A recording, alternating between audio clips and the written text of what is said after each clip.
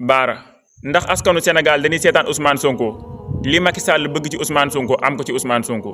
Macky Sall li mu bëgg ci Ousmane Sonko bu ko amee ci Ousmane Sonko ak nii mu dëkkee ak sénégalais yi naka lay continuer di nekk ak sénégalais yi ñi war a wax noppi toog yi ñu seetaan mu mel ni gouvernement bi dafay wax ka ni askan wi nga xam ne maa ngi leen di not amuñu wéeruwaay kon askan wu yomb bu max leen te yàlla xam na ni nii Macky Sall nekkee ak sénégalais yi nii Macky Sall di teg ci kaw Ousmane Sonko Ablaye Wade mënoon na ko teg ci kawam te defu ko waaye nag dafa fekk ni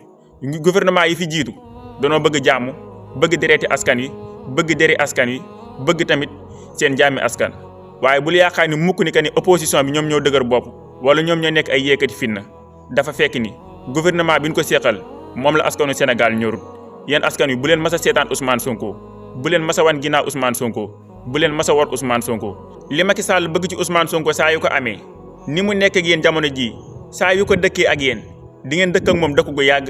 di ngeen dëkk ak moom dëkk gu metti libéré Ousmane Sonko nekkul libéré Ousmane Sonko waaye libéré seen bopp la ndax xam naa ne li nekkoon ci xelu Yaya Jammeh moo nekk ci xelu gouvernement bii fi nekk